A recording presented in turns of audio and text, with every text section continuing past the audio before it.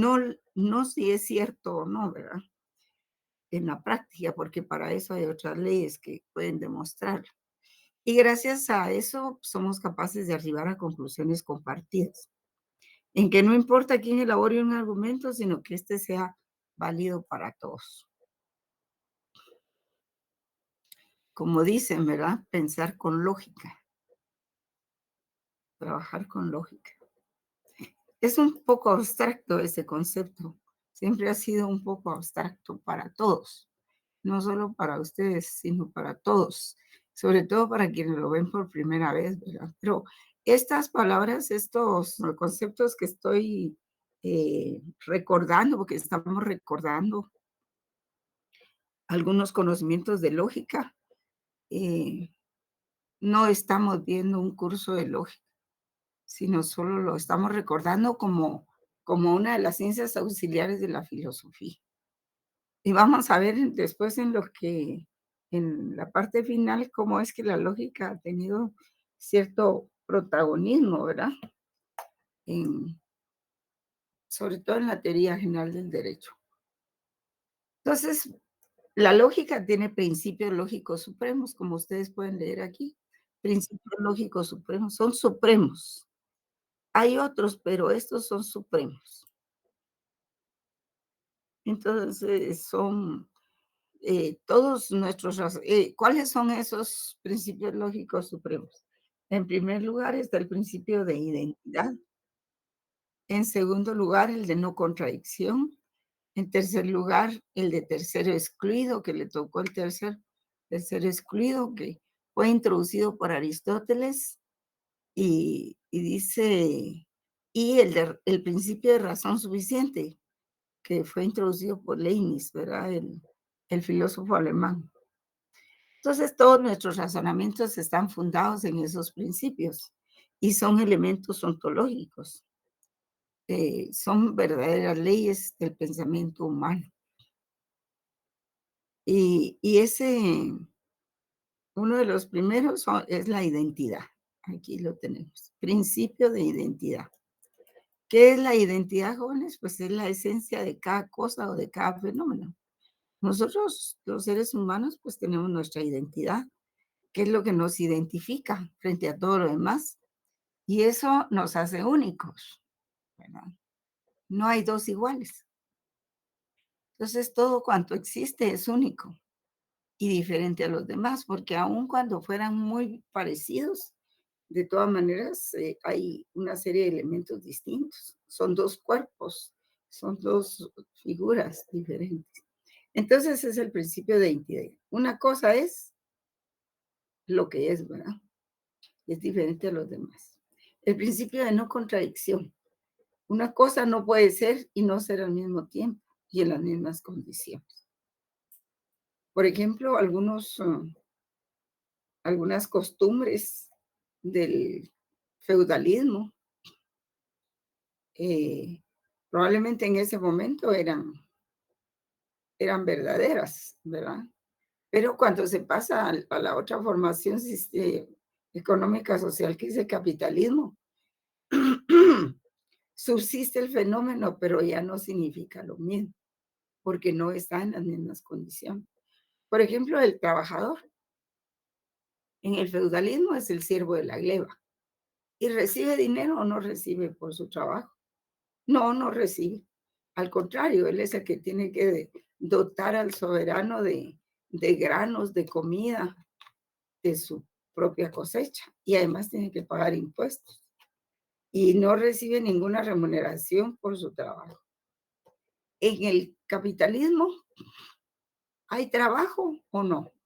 Igual que en el feudalismo, sí hay trabajo, ¿verdad?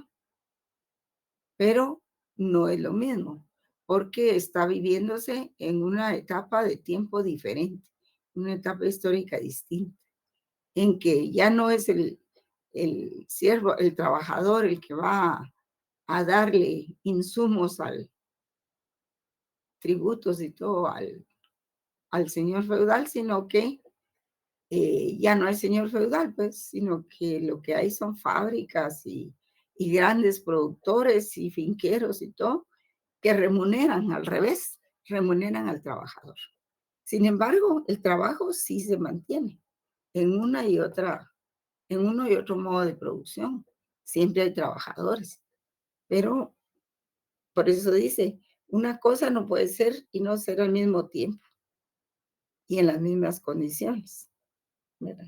Lo será en otro tiempo. Y el tercero excluido, entre el ser y el no ser, no existe una tercera opción.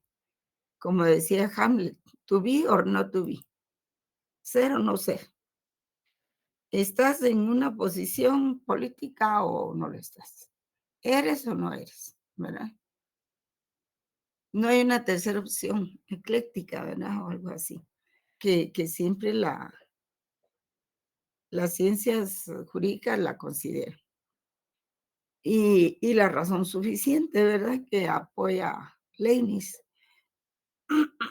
que dice, perdón, solo son verdaderos los conocimientos que podamos probar suficientemente.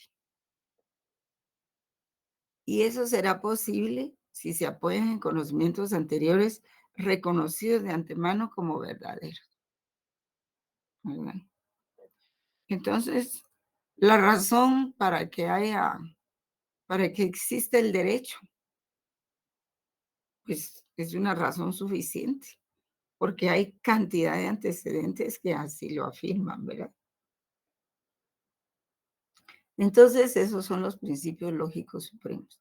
El de identidad, el de no contradicción, el de tercer excluido y el de razón suficiente. Vamos a ver un poco de...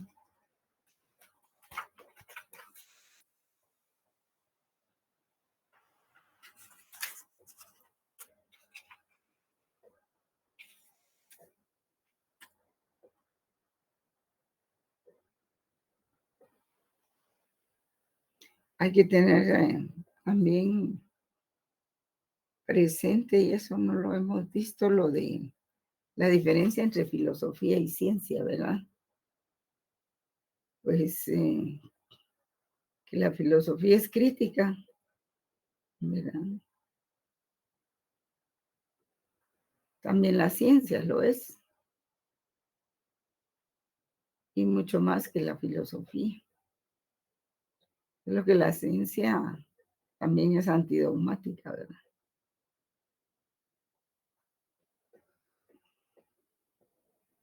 Pero la ciencia al final describe fenómenos, describe, ¿verdad? Y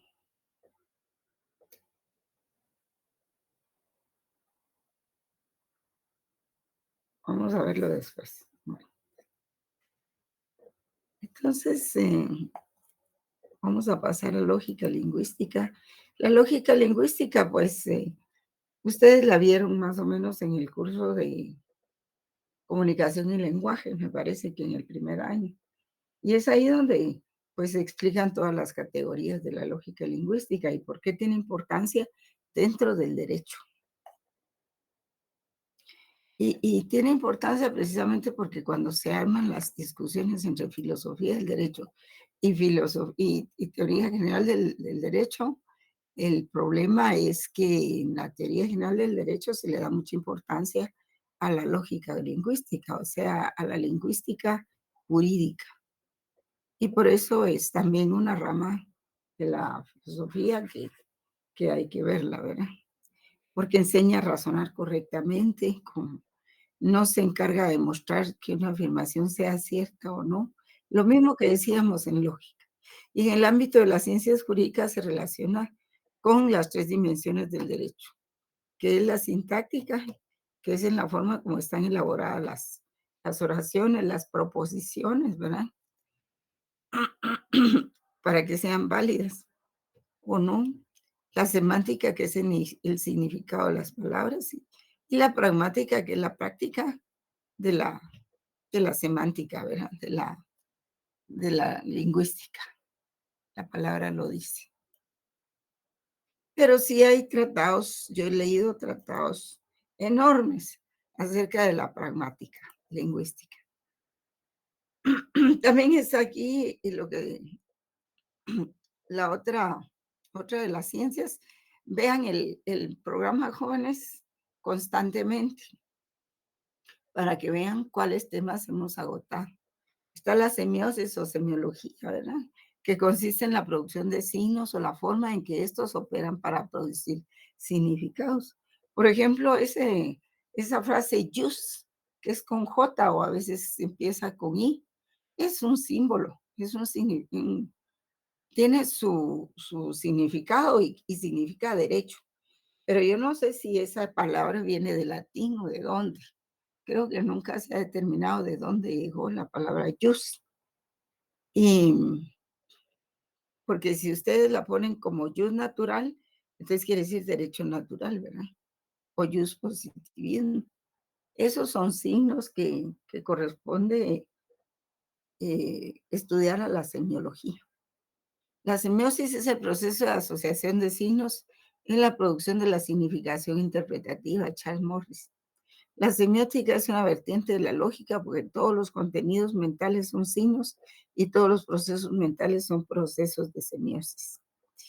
Y Peirce define como semiosis la acción o influencia que eso implica una cooperación entre tres sujetos, entre un signo, su objeto y su interpretación. Me quedo ahí porque en realidad es solo un recordatorio de lógica jurídica, no es un curso de lógica jurídica. Está también la teleología, que es la ciencia que estudia los fines, pero los fines, ¿verdad? Valga la redundancia, de las causas finales, la teleología, como parte de la filosofía natural que explica los fines de las cosas. En la teleología del derecho, lo que está en el centro del debate son los fines que persigue el derecho, cuya respuesta dependerá del punto de vista en que lo situemos. Tele significa lejos. ¿Cuál es el fin mediato del derecho? Pues buscar la armonía entre los seres humanos. Pero, por ejemplo, el fin mediato, o sea, teleológico de la hermenéutica jurídica a veces, pues también es hacer justicia. El de la OEA, el de la ONU, pues es mantener a los países en paz, que poco lo logran realmente, pero esa es la teleología. La antropología filosófica, pues es la ciencia que trata de aspectos biológicos del hombre y su comportamiento como miembro de una sociedad.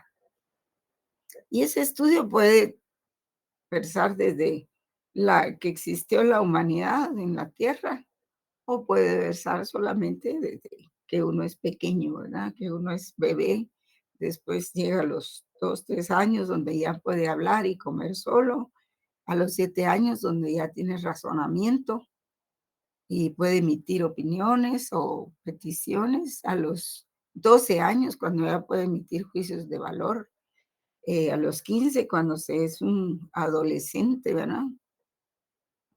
Y en la adultez tiene mucho que ver en el crecimiento del ser humano.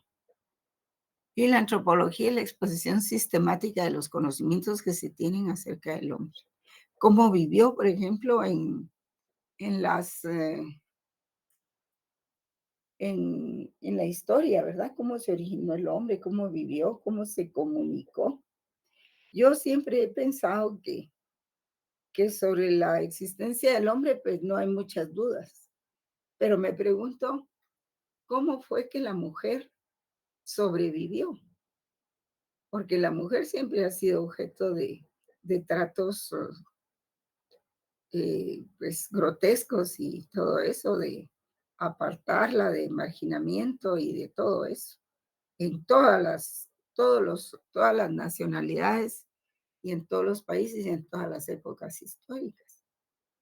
Me pregunto no tanto cómo vivió el hombre, sino cómo sobrevivió la mujer a todo eso. ¿Va?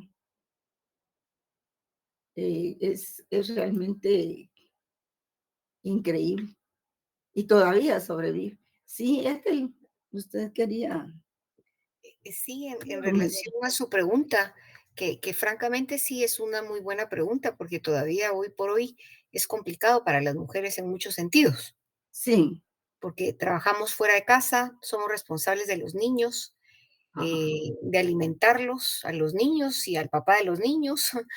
Sí, Pero imagino yo que en los inicios de la humanidad las mujeres eran más fuertes y para sobrevivir tuvieron que haber sido igual de rudas que los hombres eh, para poder pudiera ser, sobrevivir, considero, sí, sí, sí. Porque ¿verdad? aún las princesas que se casaban con esos príncipes y emperadores o se casaban con esos señores feudales, eran maltratadas por ellos, Sufrían, sí, sí, sí, muy maltratadas, sí, sí, yo y creo las que sometían a unas condiciones y a unos vejámenes tremendos. es Y correcto, sí, tal si vez no, miren criaturas. las mujeres del príncipe Enrique VIII, ¿verdad? Pues ahí me están diciendo que están copiando las filminas. Y bueno, sí, gracias por el comentario, Ete. Eh, la axiología o estimativa jurídica pues reconoce la teoría de los valores. Ya los vimos, y los valores en derecho, ¿verdad? Luego tenemos la ética, que desde el punto de vista ético es importante para la axiología como una de las principales fundamentaciones de la ética, junto a la deontología y el estudio griego, que culmina con el desarrollo de un sistema de valores. La deontología significa lo obligatorio, lo justo, lo adecuado. Y es la ciencia de los deberes, ¿verdad? Por eso tiene el prefijo de antes de ontología. Y con él ese prefijo de ya cambia el significado, que significa el mundo del deber ser, como debiera ser el derecho. Y aquí pues hay unas corrientes que niegan, la teoría del conocimiento, ¿verdad? Por ejemplo, el dogmatismo. El dogmatismo no mucho, porque dice que hay siempre hay una relación entre objeto y sujeto. El sujeto está en capacidad de percibir y captar el objeto. El conocimiento de las enseñanzas de la Biblia es conocimiento absoluto, no sujeto a críticas y obligatorio para los creyentes para siempre. El escepticismo es opuesto al dogmatismo. El escepticismo es el peor porque no cree en nada. Son todos aquellos escépticos, pero siempre existe como corriente, ¿verdad? Se fija solo en la función del sujeto e ignora la significación y la interacción que puede ejercer el objeto de estudio en el sujeto. Niega el conocimiento sensorial para el raciocinio y contradice las leyes de la lógica. Niega esa posibilidad. El relativismo es otro que todo lo relativiza, o sea, todo lo vuelve chiquito, lo disminuye. Y dice que no existe verdad universal válida. Y así hay filósofos que son esas posiciones. La validez está limitada al sujeto que conoce y juzga. Un juicio válido para unos es dudoso para otros. El agnosticismo pues niega totalmente la posibilidad de conocer la realidad y limita a la ciencia. El agnóstico por la A aquí, gnosticismo es conocimiento, pero como se le escribe el prefijo A, entonces es que niega el conocimiento. Ya cambia el significado. Renuncia al pensamiento lógico, margina el conocimiento de las leyes objetivas de la sociedad. Y está el pragmatismo. El pragmático lo que dice es que lo que me produce utilidad, lo que me produce dinero es lo importante. Time is money, dice. El tiempo es oro. Y entonces eso es la mejor verdad que existe, es lo que produce réditos, ¿verdad? Y niega todo lo demás, niega la lógica, el conocimiento y todo lo demás. Y esos son precisamente los que están gobernando ahora, ¿verdad? Ellos solo quieren el dinero del Estado, se los dan por millonadas, no hacen nada y el dinero se pierde. Y los guatemaltecos más endeudados cada vez. Entonces hay un montón de pragmáticos ahí eh, mal, mal venidos al mundo que andan pues haciendo lo que no deben ser y sumiendo al país en una crisis tremenda. Y está el materialismo. El materialismo sí acepta el conocimiento y la interacción entre los dos elementos entre los dos elementos del conocimiento. Solo que dice, por ejemplo, que el cerebro también es materia y, y recibe el conocimiento, puede desarrollarlo, pero el problema es que si es una materia altamente desarrollada el cerebro, ¿verdad? El problema es de que si, como todo es materia, como todo es realidad objetiva, según el materialismo, que se obtiene, ellos sostienen que el conocimiento se obtiene por los sentidos.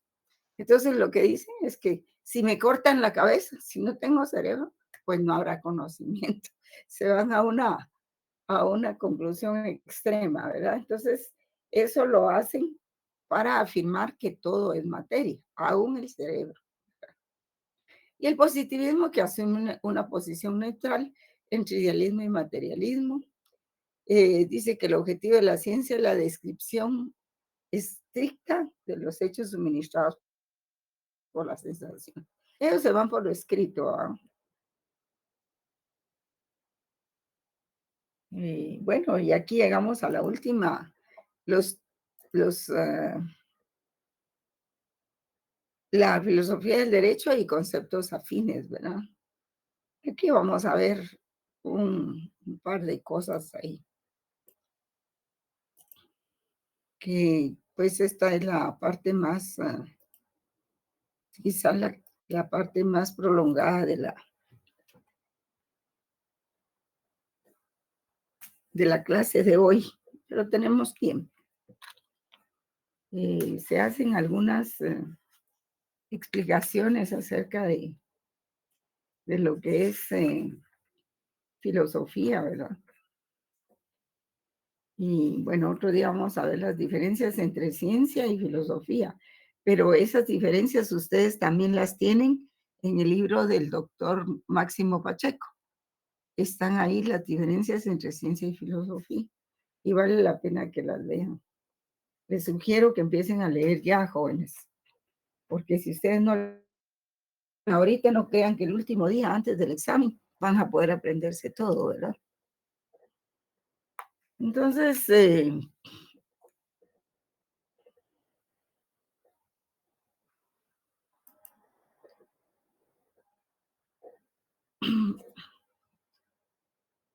vamos a ver, el término filosofía del derecho, pues, eh, miren, se dan diferentes etapas en en la vida del ser humano y de la filosofía del derecho. Una primera etapa en que se creía que las leyes nos venían, el derecho provenía de Dios, o sea, de un ser supremo, un ser superior. Un poco de eso habla el Leviatán, pero el libro de Leviatán, pero después se abandona esa idea y se opta por pensar en en que esas leyes vienen por el desarrollo de la razón del individuo. Y son los hombres precisamente los que van creando el derecho. Después se hace una simbiosis de ambas corrientes y se dice que si bien es cierto que el derecho proviene del desarrollo de las ideas jurídicas, políticas y sociales del hombre, también lo es que admiten valores, y admiten valores de lo que se conocía como derecho natural, porque el derecho natural es un derecho no escrito, es un derecho intuitivo, es un derecho que probablemente nadie nos enseña, pero que está ahí dentro de nosotros, es con natural a nosotros. Y cada quien, aunque no se le haya explicado lo que es justo, pues tiene una idea, una concepción de lo que es justicia, ¿verdad? Entonces, en la modernidad ya cuando se hace una simbiosis, por decirlo así, de las corrientes naturalistas y positivistas, pues es donde surge ya el término filosofía del derecho, utilizado por primera vez por Kant y por Hegel. Y este último Hegel propuso dos formas de estudiar el derecho. una de las cuales se identificaría con lo que hoy llamamos filosofía del derecho. O sea, la jurisprudencia filosófica que tendría como objeto de estudio la idea de derecho, su concepto y realización. Y la otra, la jurisprudencia positiva, que se encargaría de exponer lo que es el derecho positivo en un momento histórico determinado, que sería la fase de la dogmática o doctrina jurídica, ¿verdad?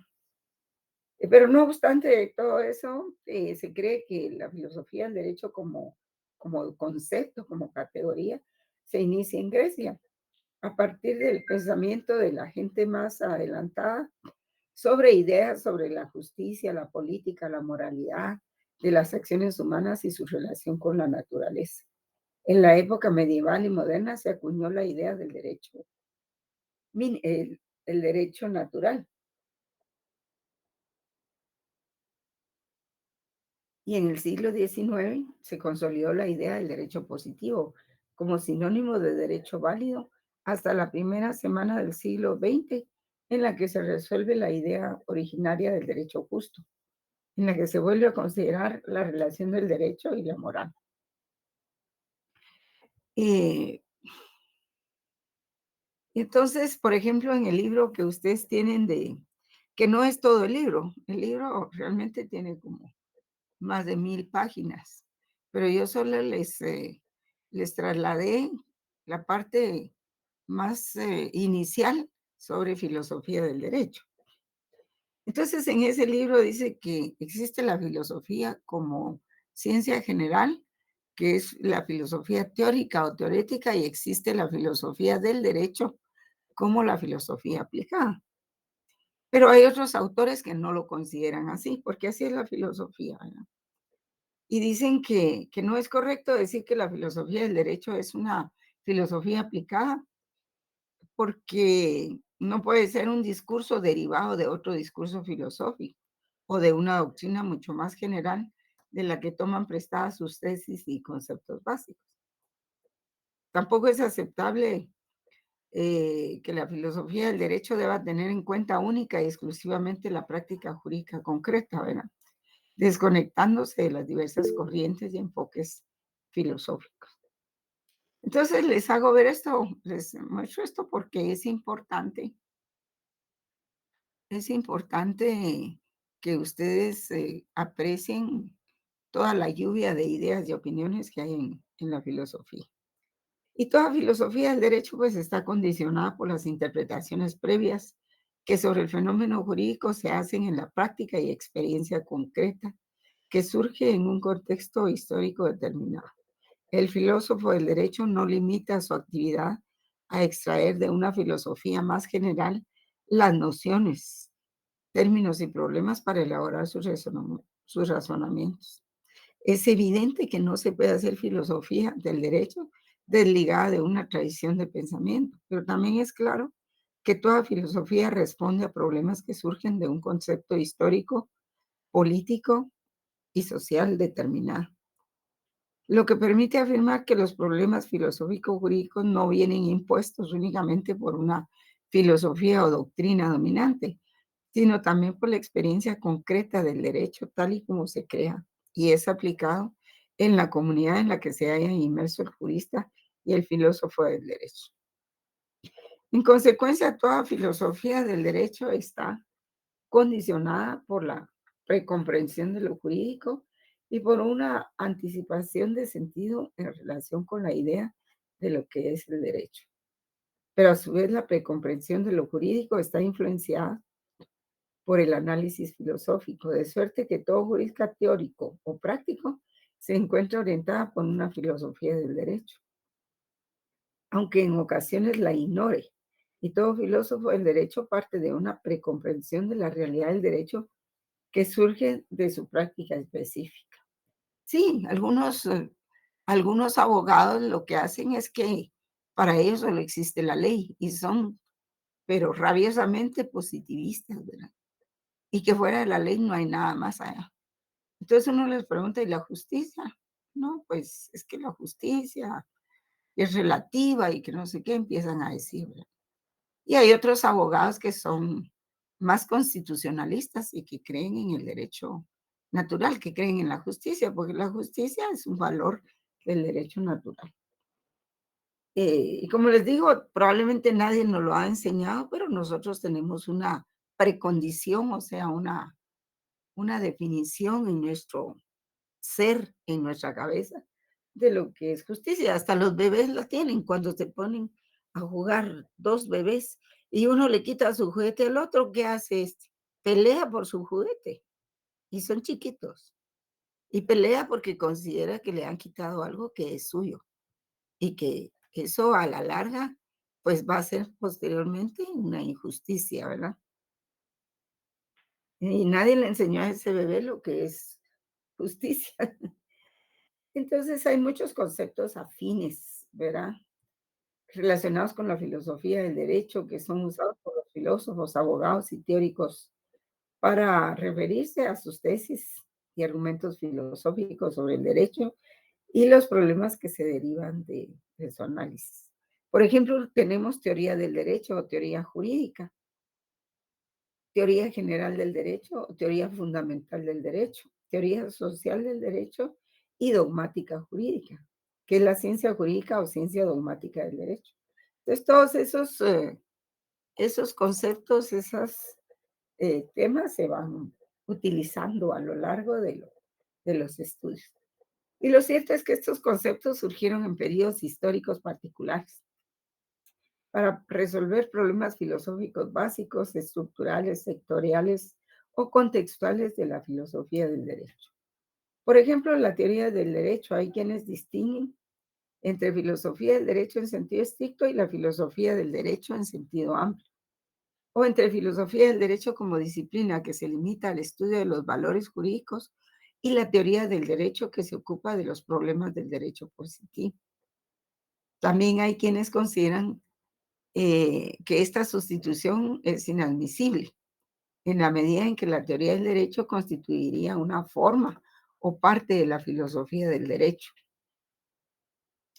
También Norberto Bobbio, pues dice, por ejemplo, un autor que vamos a ver con frecuencia en el curso, jóvenes, considera que la filosofía del derecho incluye a la teoría de la justicia, a la teoría de la ciencia jurídica y a la teoría del derecho, correspondiéndole a esta última estudiar el concepto de derecho, o sea, la teoría del derecho y otras nociones conexas con este. Y también dice que se ha distinguido entre una filosofía del derecho de los filósofos, que es filosofía del derecho, y una filosofía del derecho de los juristas, o sea, teoría del derecho. La primera sería una filosofía general, que contempla pues corrientes idealistas, materialistas, el existencialismo, en fin, ¿verdad? Un montón de disciplinas. Y esta filosofía del derecho está aplicada desde el exterior al ámbito jurídico sin tener en cuenta los problemas intrínsecos o particulares del derecho. Por ejemplo, el concepto de norma jurídica, sistema jurídico, interpretación jurídica. O sea, esos problemas no los analiza la filosofía. Y esta forma de filosofía se interesaría por dos problemas, por el concepto del derecho y por el concepto de justicia, que es lo que vamos a ver a continuación después de estos temas, la otra semana. Y la segunda, por ejemplo, la filosofía del derecho para los juristas. Por el contrario, partiría de los problemas concretos e intrínsecos de la experiencia jurídica y según Norberto Bobbio constituiría la teoría del derecho en sentido estricto, debido a dos razones. La primera, porque solo puede ser practicada por los juristas. Y la segunda, porque es un ejercicio filosófico útil para los juristas y quizás solo para ellos. Según Guastini, la filosofía del derecho de los juristas o teoría del derecho está ligada al empirismo y a su desarrollo contemporáneo más coherente, representado por la filosofía analítica del lenguaje. O sea que se centra pues en el análisis del lenguaje jurídico, según la cual la filosofía no es conocimiento, sino análisis lógico del lenguaje, de lo que se sigue, que la tarea principal de la teoría del derecho es la de llevar a cabo un análisis lógico del lenguaje para los juristas. Y esta perspectiva surgió de la mano del positivismo lógico a principios del siglo XX y su giro hacia los estudios lingüísticos que vinieron a influir para que el derecho sea visto principalmente como un objeto lingüístico. Y por consiguiente, la teoría del derecho considerará apoyada en la filosofía del lenguaje que su misión en relación con el análisis del derecho será, además de descubrir las interrelaciones lógicas entre las normas y los sistemas jurídicos, pues será también esclarecer el lenguaje normativo. La I. Es que uno le dijo que iba a ir a saludar, ¿no? Marta Julia tiene su micrófono abierto. Sí, perdone, licenciada, fíjese que se le oye entrecortado la plática ahorita, disculpe. Así, Sí, sí, será es en como que internet. se le va a veces como que a veces se va el internet, perdón. Sí. ¿Alguien, ustedes también lo escuchan así? No, No, licenciada, no, todo No, yo claro, no. No, todo claro. está bien. Ah, ya. Entonces Perdón, probablemente, entonces soy yo, sí, gracias. sí, probablemente ahí hay alguna pequeña falla, ¿verdad? O no hay que moverse si lo están escuchando en el teléfono, ¿verdad? Tal vez hay que sentarse. Entonces, esa idea del derecho surge a finales del siglo XIX de la mano del positivismo jurídico, con el propósito de darle entidad a una nueva disciplina con carácter científico que se ocupará del derecho positivo para diferenciarlo de la antigua manera de reflexionar centrada en el derecho natural. Y en esta distinción el concepto de teoría en oposición a la filosofía acerca del jurista, acerca al jurista al científico y lo aleja del filósofo. Y la filosofía del derecho identificaría una manera de abordar los problemas del derecho propio de los filósofos en el que prima las concepciones ontológicas, axiológicas y epistemológicas, y en la que se incorporan argumentos morales, políticos, legales acerca de la esencia del derecho, siempre asociado al problema del derecho justo.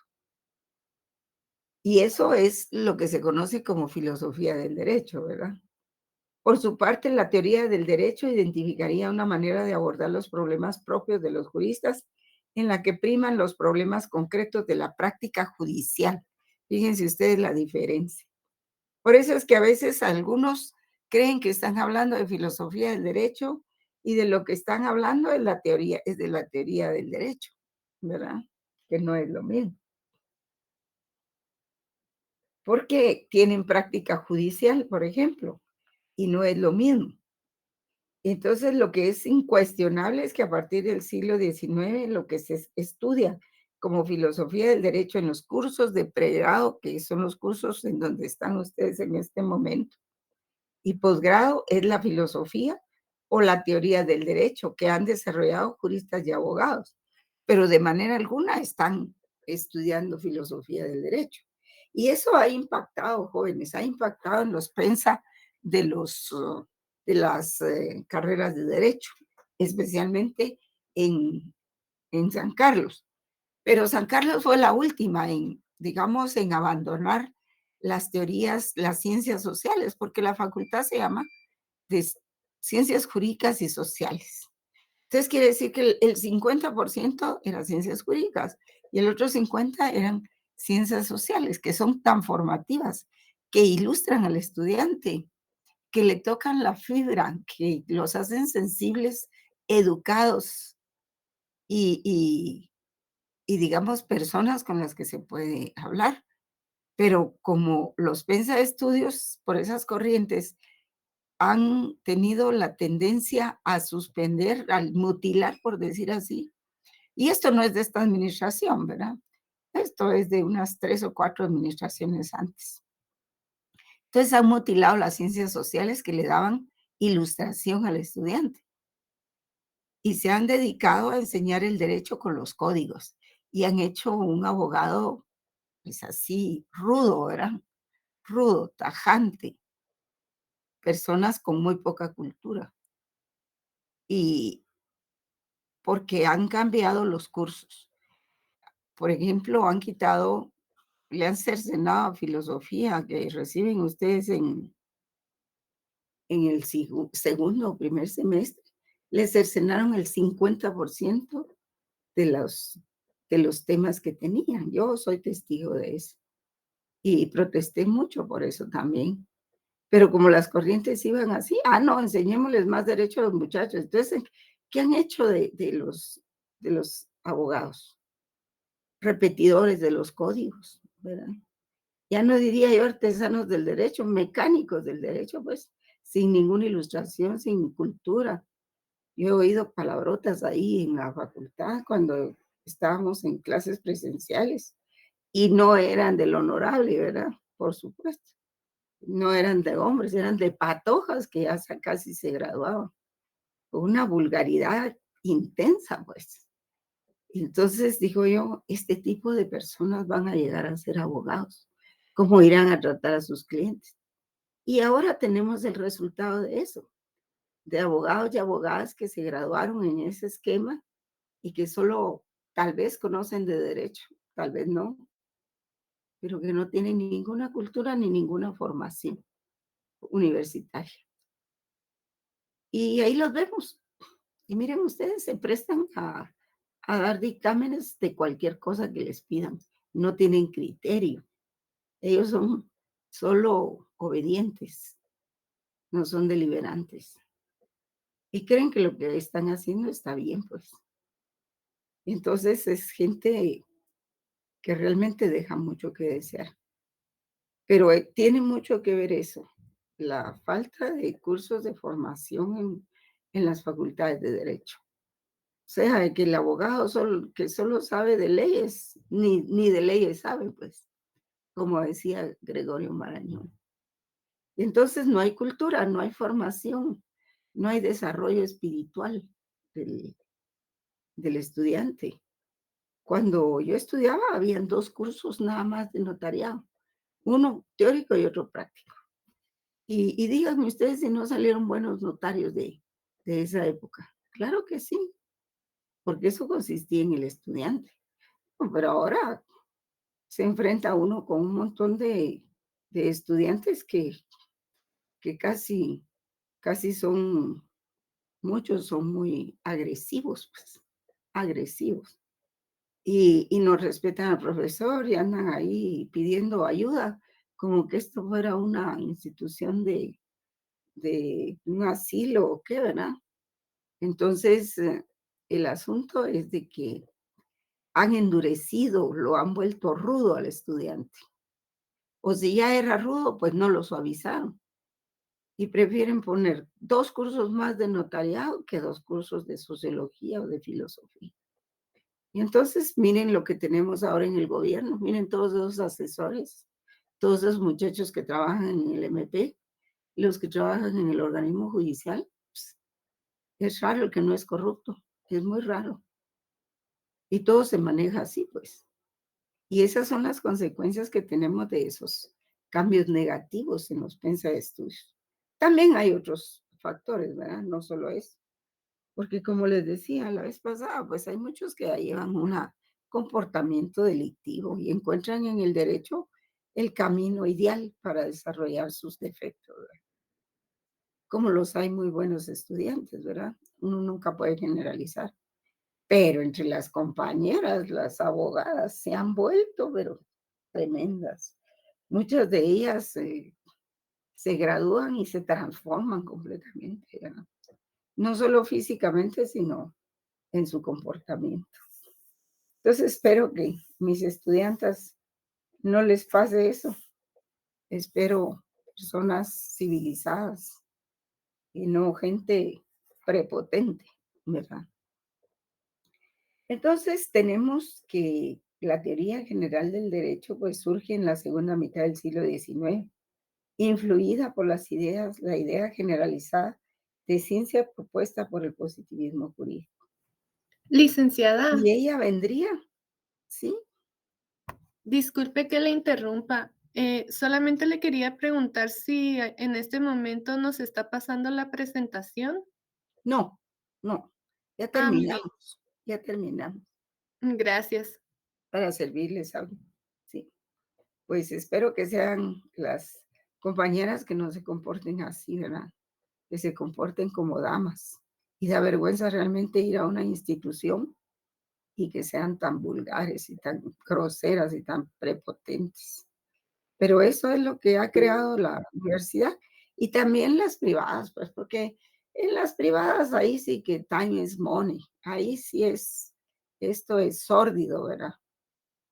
Salvo algunas, pero será tal vez una o dos, pero bueno, sigamos trabajando.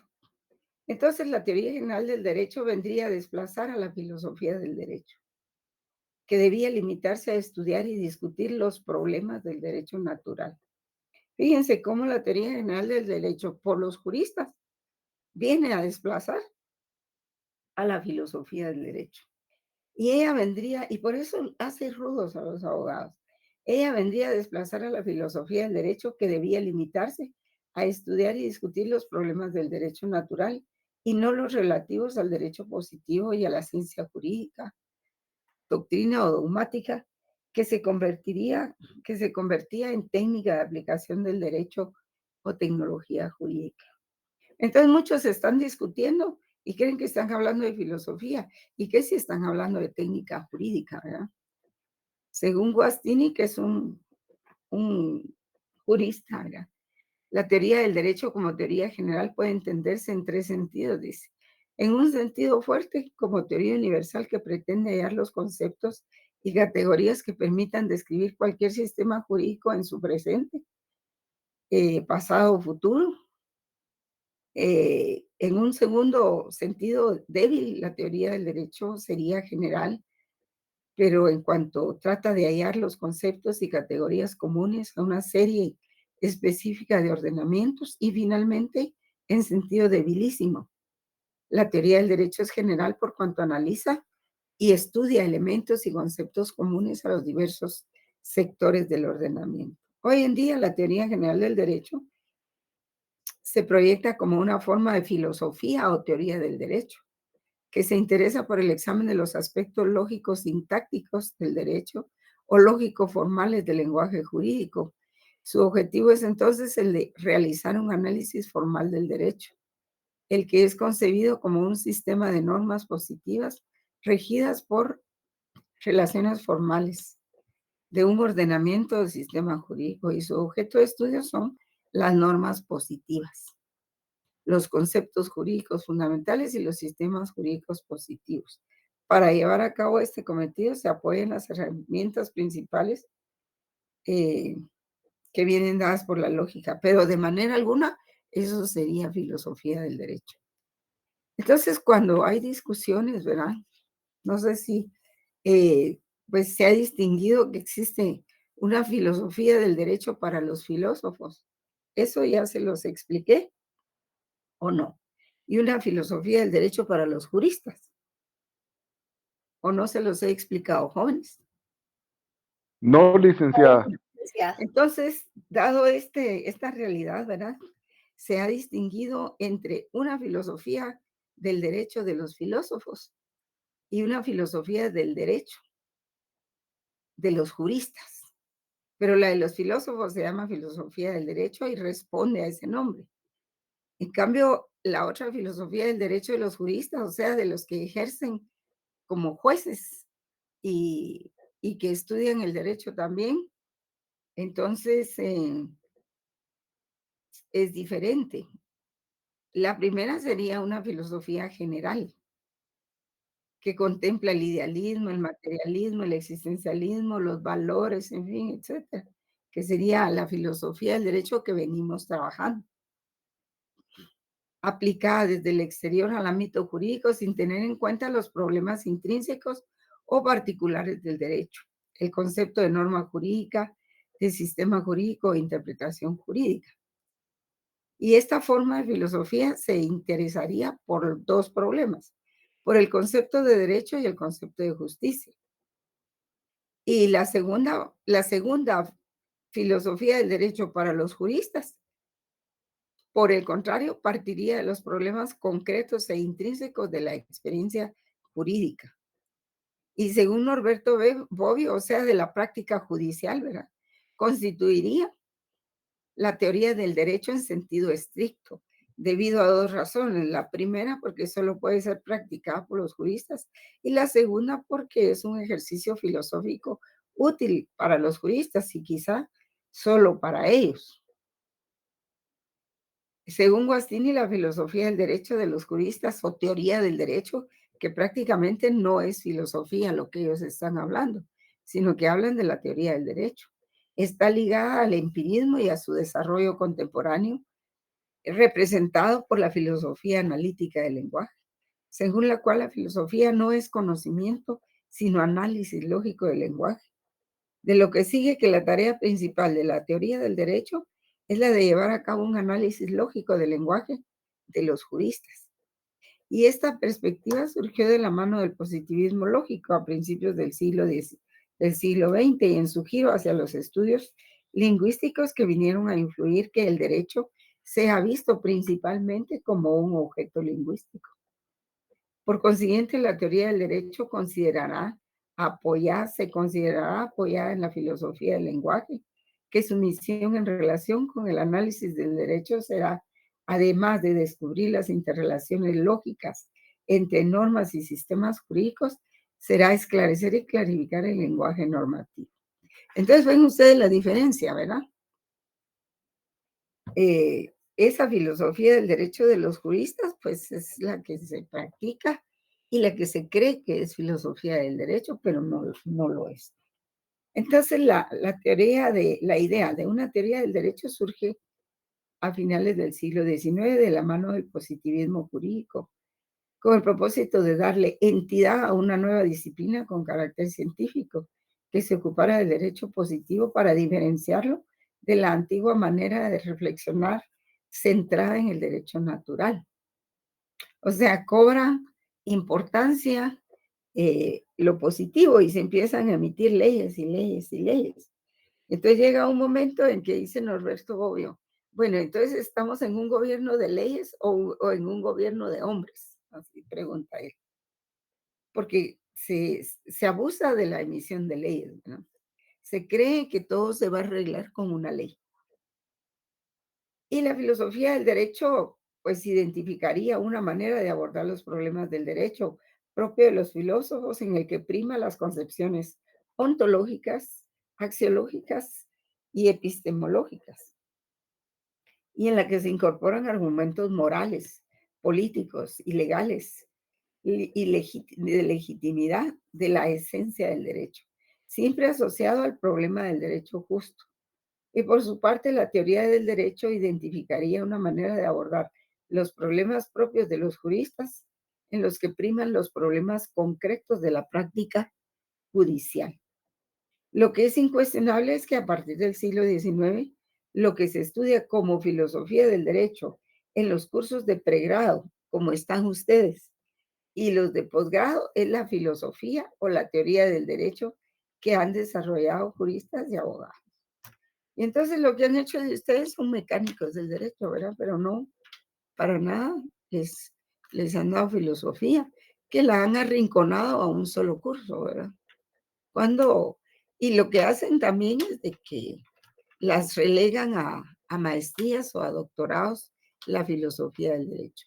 Y aunque ustedes estudien, por ejemplo, una maestría en derecho civil, una en derecho laboral, una en derecho notarial, la verdad es que lo que les dan es filosofía del derecho, porque cada materia de la que ustedes estudian debería llevar un componente de filosofía del derecho. Por ejemplo, filosofía del, del derecho civil, filosofía del derecho notarial, filosofía del derecho administrativo. Solo el licenciado, ¿cómo se llamaba este licenciado? Castillo González, que escribió un documento precioso sobre derecho administrativo, que fue profesor de la facultad y ya se jubiló. Escribió derecho natural dentro de su texto de derecho administrativo.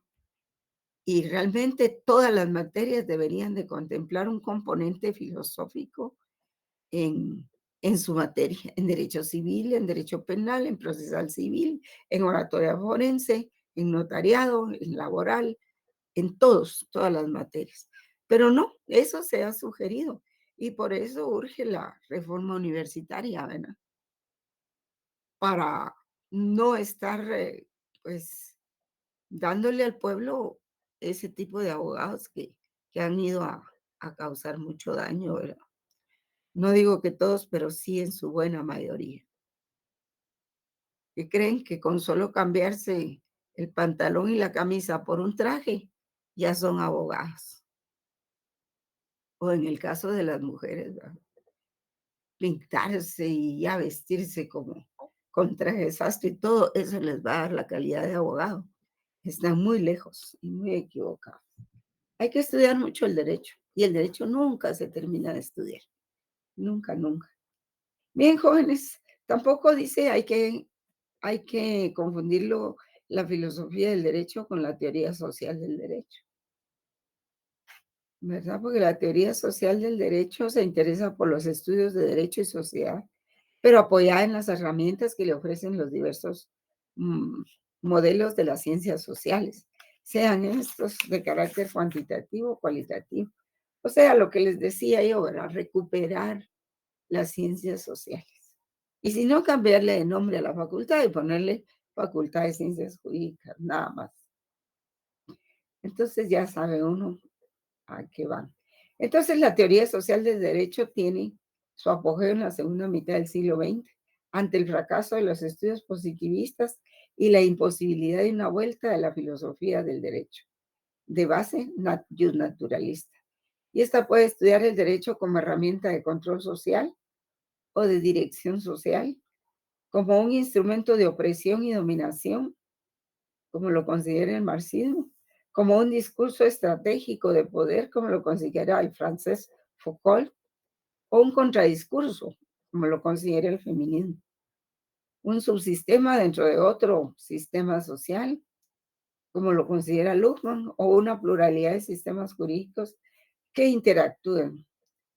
Y entonces también está la dogmática jurídica, pero la dogmática jurídica, no obstante que es crítica, al ser un pensamiento inmanente, la crítica y los argumentos propuestos deben permanecer dentro de los límites teóricos y conceptuales definidos por el ordenamiento del sistema jurídico.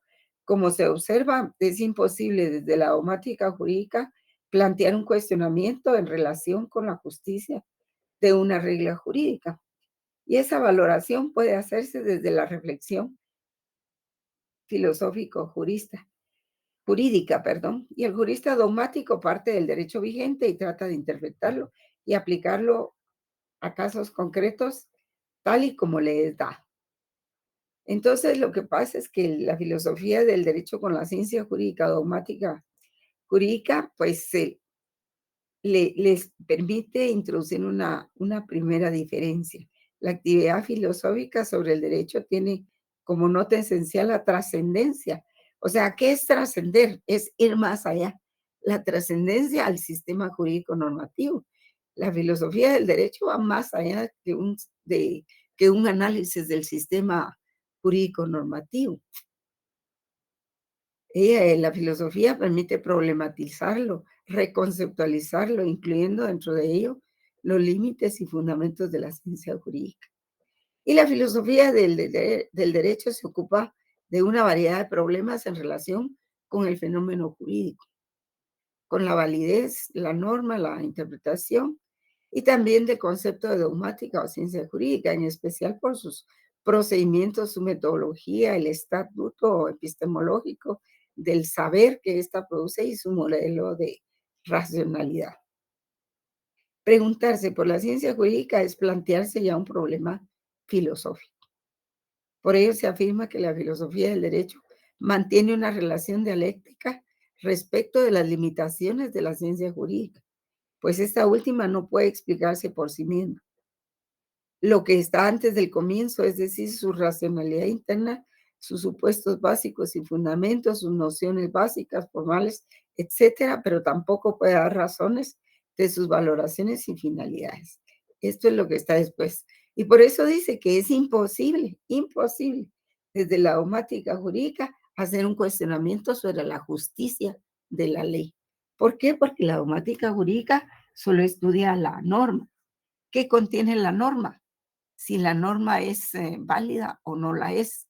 ¿De dónde viene la validez de la norma? Es lo único que estudia, ¿verdad? Entonces, por eso fue que cuando a Kelsen se le pregunta, ¿y qué pasó con la justicia? Porque la dogmática jurídica está bien, ¿verdad? Porque estudia lo que es la norma, cuál es la norma válida, y es válida porque viene de un proceso legislativo. Entonces él pues no se pronuncia, porque ¿qué pasa con el derecho natural? Porque la justicia depende del derecho, es parte del derecho natural. Así es de que, bueno, esas son las grandes disquisiciones, jóvenes. Así es de que les agradezco mucho la atención. Se nos fueron 32 alumnos, pero ustedes siguieron. Es un buen número. Así es de que les deseo un buen fin de semana, pero sobre todo les recomiendo que lean, jóvenes. Lean el material que tienen y lean cualquier otro material, porque si están con la idea de leer un día antes del examen, imposible ganar un examen así. Muy bien, jóvenes. Hasta luego. Hasta pronto. Buenas noches. Gracias. Buenas noches, Buenas Feliz noches, licenciada. noche. licenciada. Buena- Buenas noches, licenciado. Buenas Feliz noche, licenciada.